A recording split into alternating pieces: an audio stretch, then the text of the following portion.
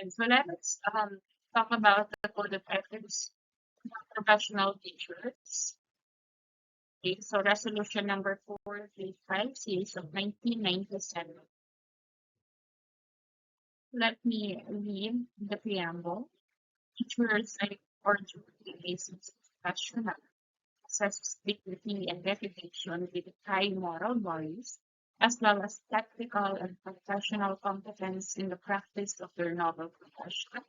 It they strictly adhere to serve and practice the set of ethical and moral principles, standards, and values. So, what are the scope and limitation according to this article? So, for the section one, this shall apply to all teachers in schools in the Philippines.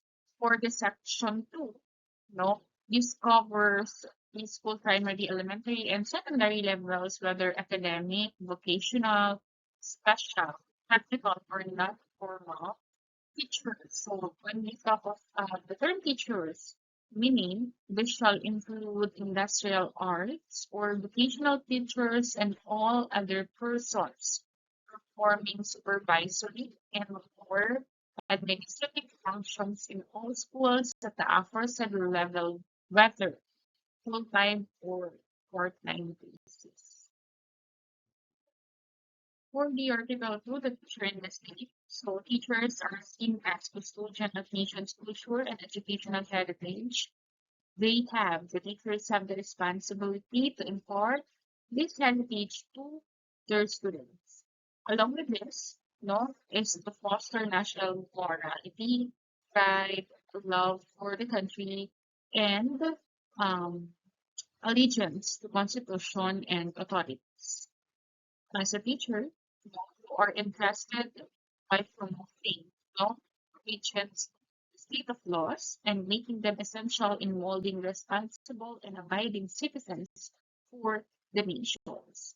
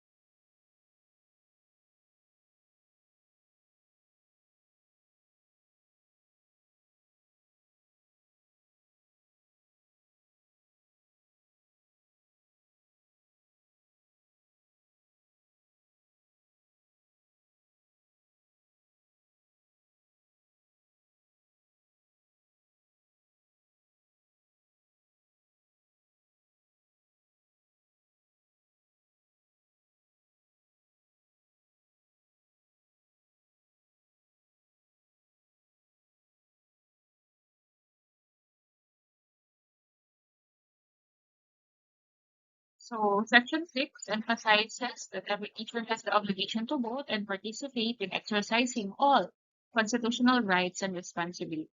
You are encouraged to be active and responsible citizen as a teacher and as a teacher.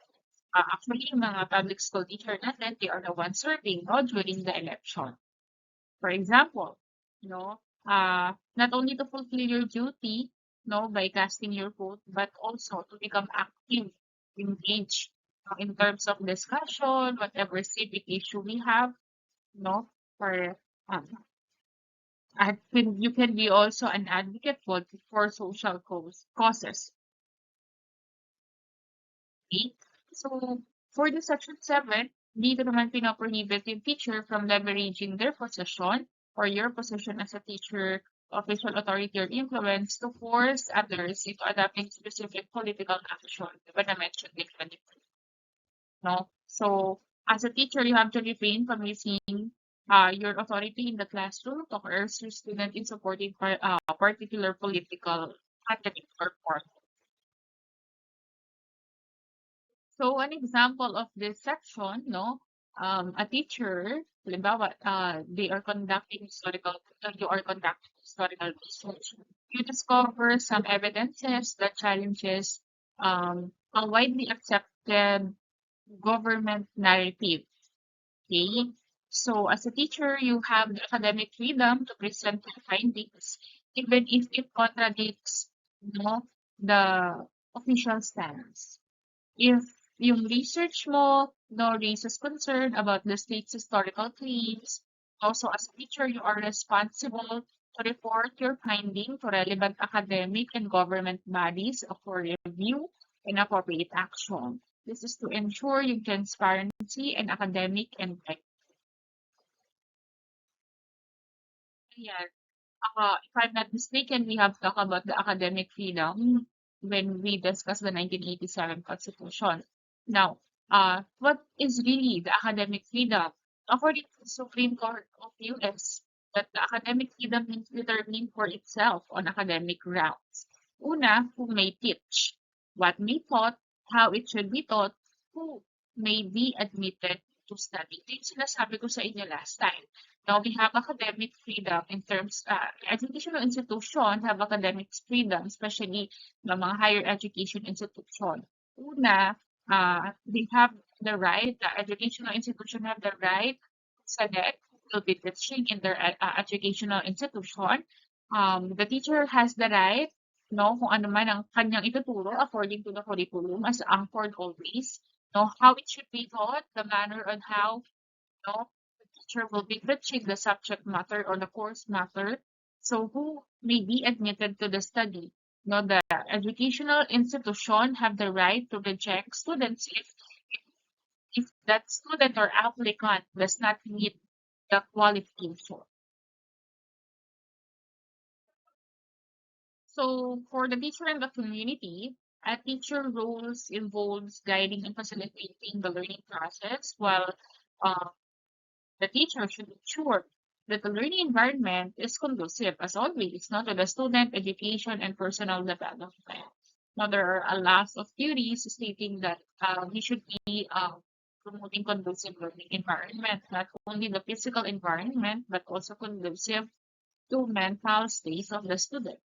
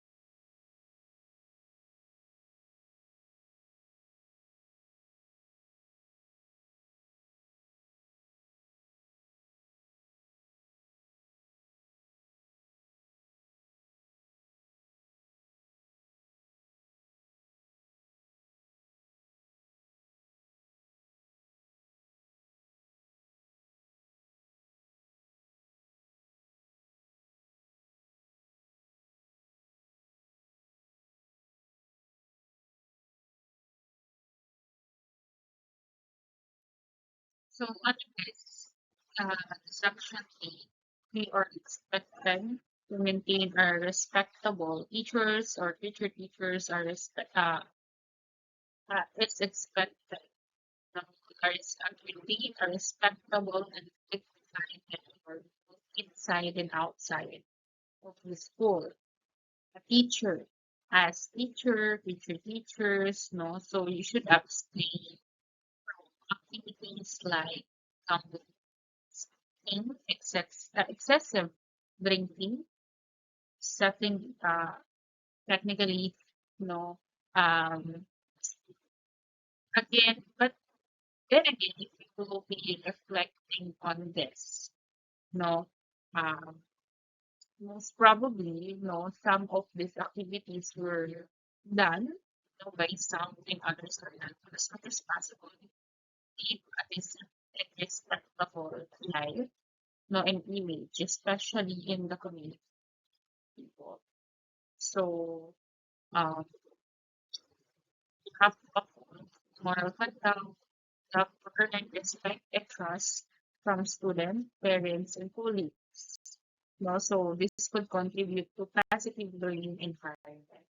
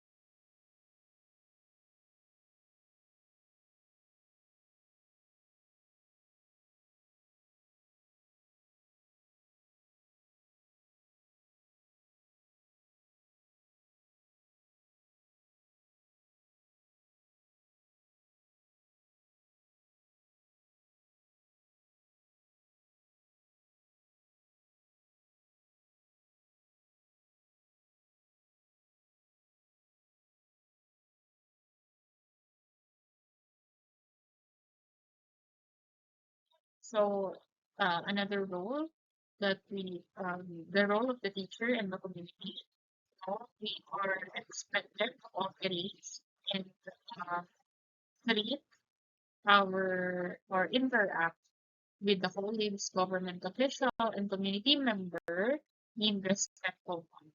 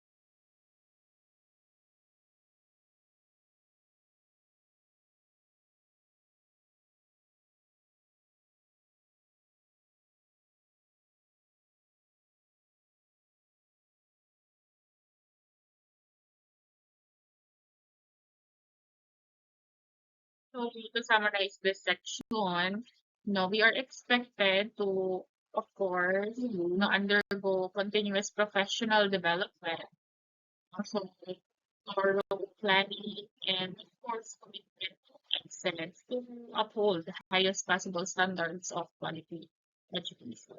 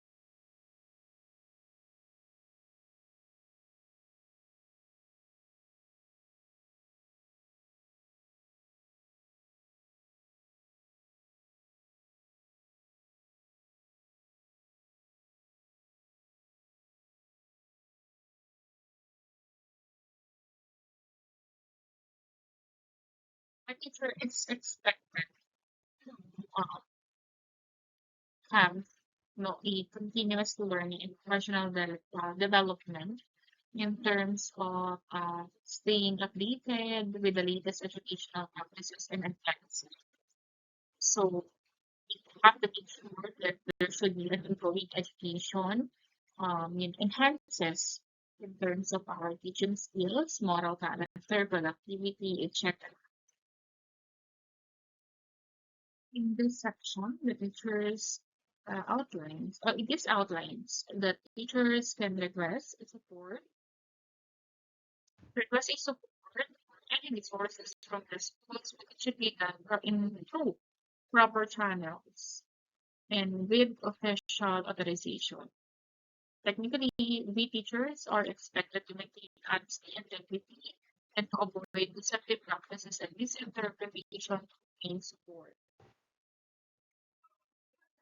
In this section, the first section explained that there should be a teacher is expected to foster supportive and trusting professional environment, while the second section emphasizes that we teachers are expected to maintain honesty and integrity in terms of professional conduct.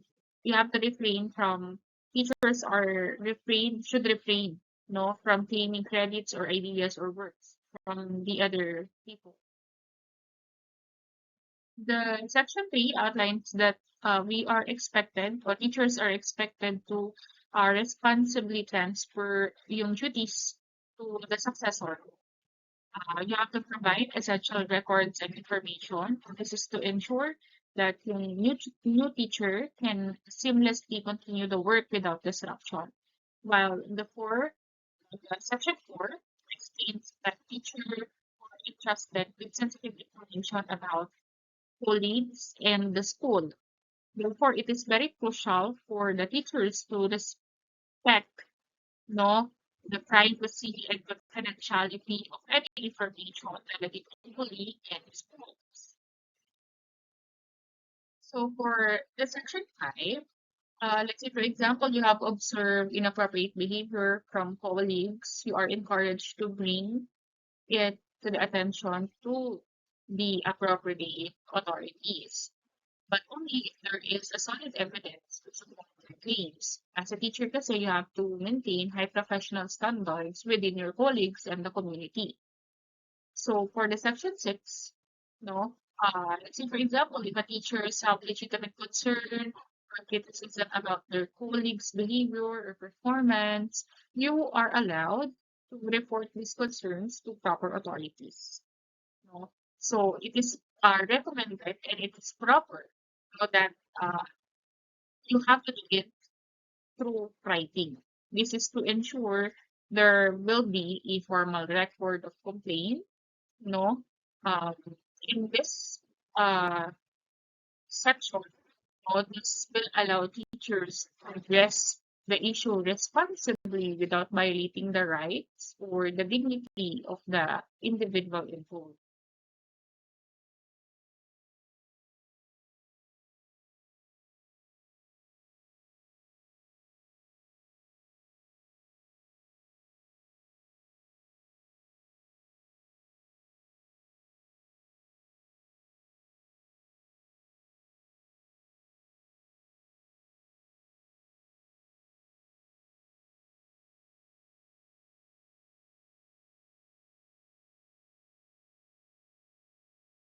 In the section naman, this outlines on what, how you will, no, um, act towards the higher authorities within your profession. For the section 1, you are required to respect and follow school rules and regulation. You have to support the decision made by the administration, even if you personally disagree. So this is to ensure, a cohesive and disciplined educational environment. So for the second section, teachers are encouraged to address genuine concern responsibly and kindly. This is to provide or providing, evidence if you have valid complaints against the superiors. Okay? Refrain from making false accusations, especially anonymously. No, if that is anonymous, it can harm the reputation and within the educational institution. So therefore, as a teachers or if teachers, no, have valid issues, we should report them officially and truthfully. This is to ensure that the claims are taken seriously and investigated properly. Again, it should be done in the form of writing to make it formal and official. So for under the section 3, teachers are expected to adhere to standard communication and administrative procedure within the school or organization. Okay, so this is to make sure that we are following structured and organized workflow. So in exceptional cases, whereas special circumstances demand the different approach, teachers can propose alternative method. However, if there are immediate superiors, well, if the immediate superiors reject the proposal of the teacher, so the teacher has the option to escalate the matter, by appealing directly to the higher ranking authorities. This is to ensure that their concerns are heard and appropriately addressed.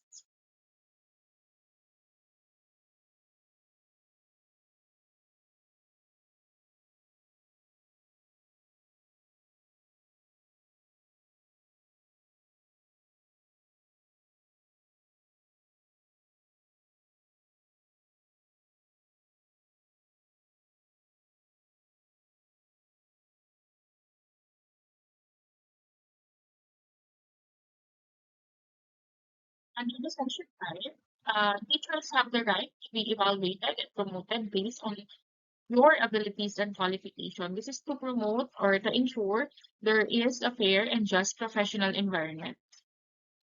For the Section 6, now teachers are expected to honor the terms and conditions outlined in your employment contract.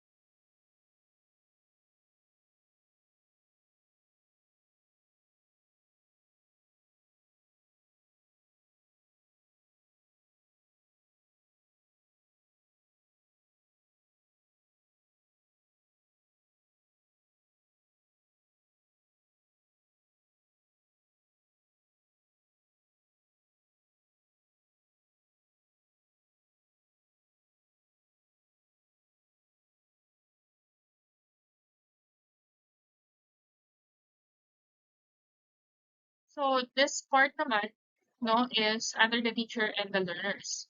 So for the section one, teachers have the authority to evaluate learners' performance in their subject areas and make decisions regarding promotion. So expected that a teacher will use a fair and standardized evaluation methods. So if there are concerns arises, you should address them promptly with adhering to proper procedure. This is to ensure fairness and transparency in their assessment or the student's assessment. Second section, the this outline the primary concern of the teacher is the welfare of students. So therefore, you are obligated to treat each student with fairness and impartiality. This is to ensure that their actions or students' actions and decisions, or I mean teachers' actions and decisions are justifiable and as best interests of the learners. Yeah. So section 3, dito na-emphasize yung importance ng mutual respect within the teacher and student relationship. No, so teacher should be treated fairly without teacher should be treated fairly without bias and discrimination.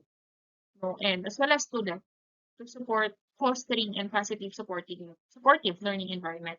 Second, I did the section 4.